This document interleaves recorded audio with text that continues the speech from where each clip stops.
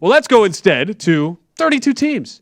32 shows, Kelley Bydlon. Oh, yeah, it's Tuesday on Primetime Action. 32 teams, 30-something shows, more like 25. The Colts featuring I was going to say 20/30-ish. That's why we blew it up, see? 59 days till opening day, Matt Brown. Anyway, Frank Reich is your coach. Marcus Brady is your offensive coordinator. Second season for him as offensive coordinator. Now Gus Bradley comes over as defensive coordinator. First season as defensive coordinator here for this Colts team. If we look at the big acquisitions for this team, some pretty decent names that they brought in, of course, first and foremost being quarterback Matt Ryan. Matt Ryan will be your starter here for this Colts team. A significant upgrade, in my opinion. We shall see. But in my opinion, a significant upgrade. Yannick Ngakoue comes in for this Colts team as well. Stefan Gilmore comes in for this team as well. So upgrade at the edge, upgrade at the corner position. Nick Foles was signed to back up Matt Ryan. Phillip Lindsay gets signed to add some depth to that running back room that is probably one of the very best in all the NFL. Linebacker Brandon King was signed. You got Rodney McLeod, safety, that was signed. You got right tackle Dennis Kelley, cornerback Brandon Faison, and then you also have safety Amani Watts. So you have a lot of guys coming in here for this Colts team and some big-time playmakers, some guys certainly that can get it done. I mean, if you look at Yannick Ngakoue's career, if you look at Stefan Gilmore's career, and here's the thing with Stefan Gilmore, he hasn't been on the field a ton lately because of injuries. When he's been on the field, though, he's still been a difference maker. He's still been very, very good. So if you can get a healthy season out of Stefan Gilmore, 2-year, $20 million deal is a steal for somebody like him in a league that is so incredibly pass happy. Now, if you look at the guys on the way out, of course, Carson Wentz leads the way. Carson Wentz now in Washington. Mark Glowinski, their right guard, is gone. Zach Pascal, who kind of had to play a pretty big role for this team actually over the last 3 years at the wide receiver position due to all the injuries that they've had, he is gone as well. El Kadim Muhammad, an edge rusher, is gone. Isaac Rochelle, linebacker's gone. Safety George Odom is gone. Marlon Mack, running back, is out of town. Cornerback Rock Ya-Sin is out of town.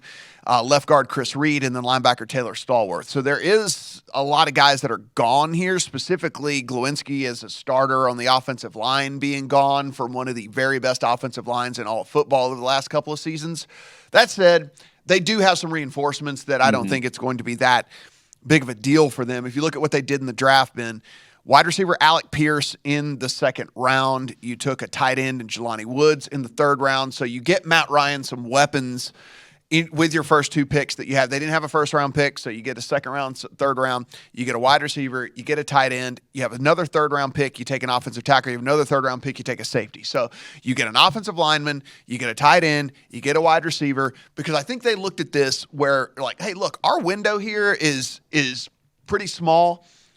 We were getting nowhere with Carson Wentz. Let's upgrade at the quarterback position with this team that we've got that's still a pretty good offensive line, still a pretty good defense. We assume we're going to be able to make some plays on the offensive side of the ball at the receiver position.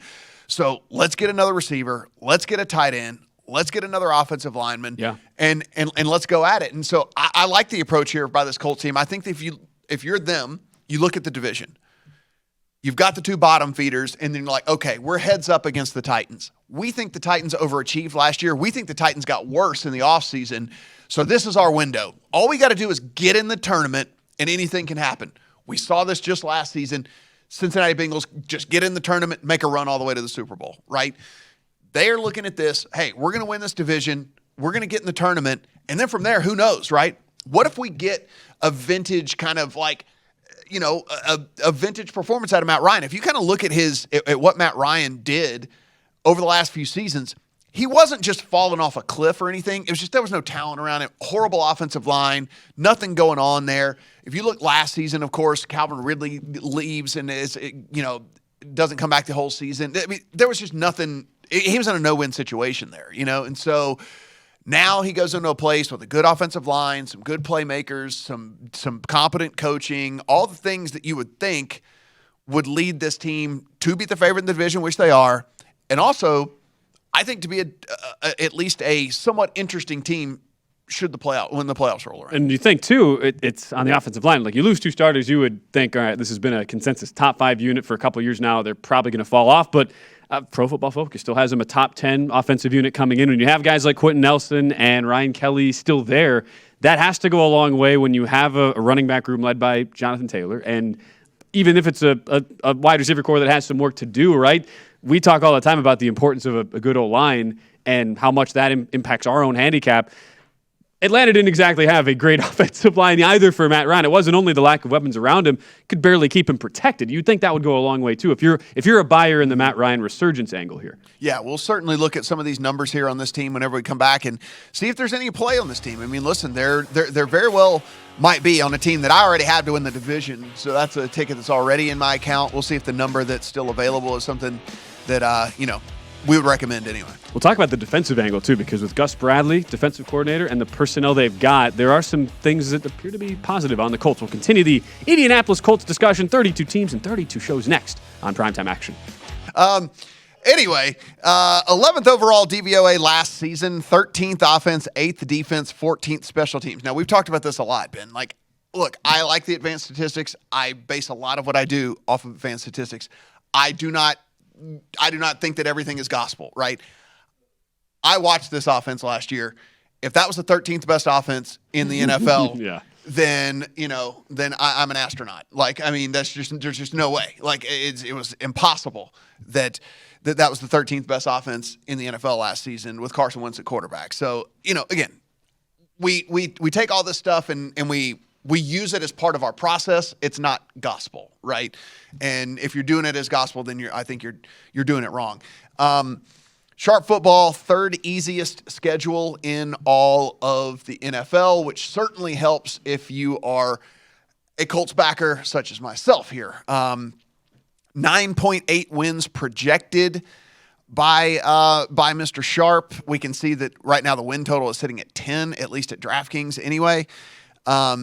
So you kind of look up and down the schedule, and I think all of us been, look, they might stumble somewhere they shouldn't along the way, but you assume the 4 divisional wins already, right? Mm-hmm. Correct. And then if you say a split with the Titans, who again I'm down on, I think I've heard a couple other people who are kind of down on them as well. So if you assume a split there's 5 wins off the jump, right? Now you start looking down, you get the Commanders, you get the Steelers, you get what are we getting out of the Patriots? Who really knows? You get the Patriots. You get the Giants. I mean, there are some very, very, very winnable games, and then they're going to win a game or two that we don't think that they're going to win. Now, is that maybe the Eagles aren't as good as I think they're going to be? I think the Eagles are going to be good. Maybe the Eagles won't be as good as I think they're going to be. Maybe we look at the Raiders. I think that's going to be a tough game on the road at the Raiders. But, hey, look, maybe the Raiders aren't as good as I kind of have them in my head here. You get the Chiefs early on in the season, so maybe that adjustment from Tyreek Hill not being there and whatever, and all, maybe the Chiefs haven't really started clicking on offense quite yet. You do run into a pretty good defense here from the Colts. So I think that win total is appropriate.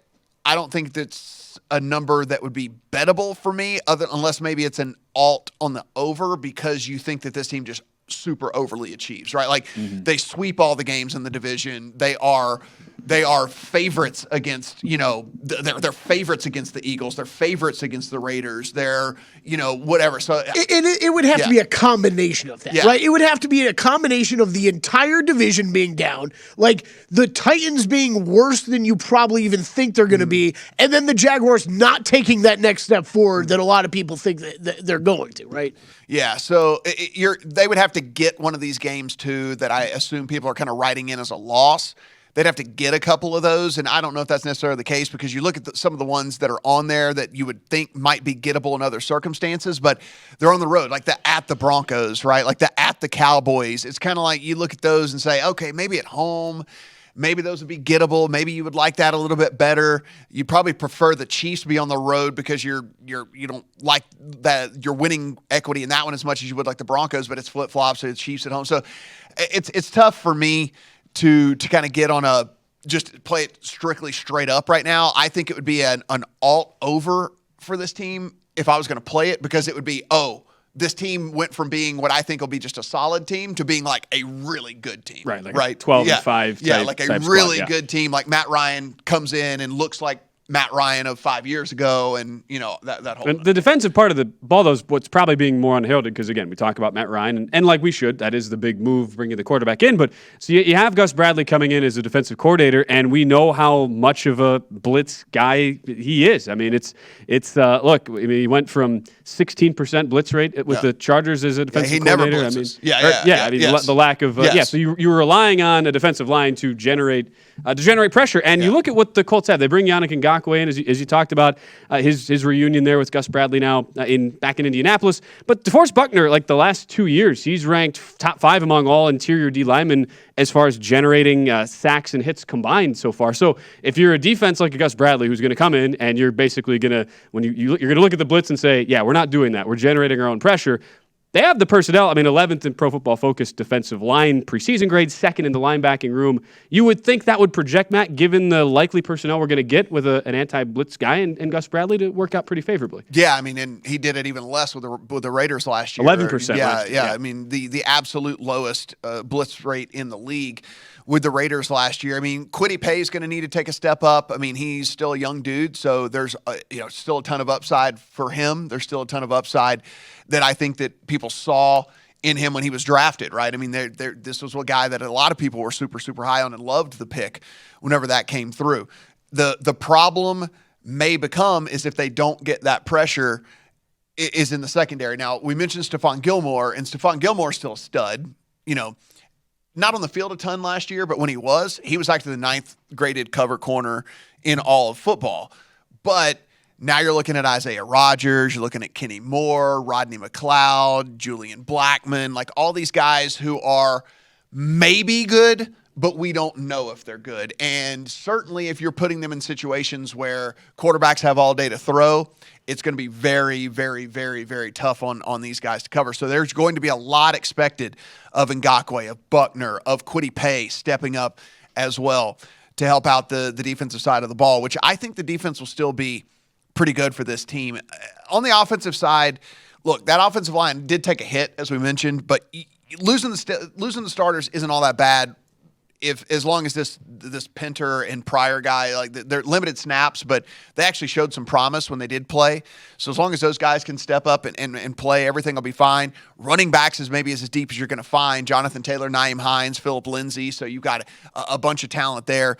The pass catchers, who knows? Michael Pittman has looked good in his short career, but past that, you're going to have to get some production out of a rookie in Alec Pierce. What does even a healthy Paris Campbell look like? I mean, we hadn't seen it, right? I mean, like we don't even know what a healthy Paris Campbell looks like. And then Mo Alie-Cox, Jelani Woods. I mean, it's an interesting team. I think it's good enough to win this division. I think it's good enough to maybe make some noise early on in the playoffs. But if they exceed expectation, if these wide receivers stay healthy, if Paris Campbell looks like he was when he came out, then maybe there's a lot of upside for this team, and maybe we're talking about them as Super Bowl contenders. You already have a ticket in the account? Division for them. Minus 125. I'd still play it. Still play it. Visit VSiN.com to get current odds, listen for free, find showtimes, and download VSiN sports betting podcasts.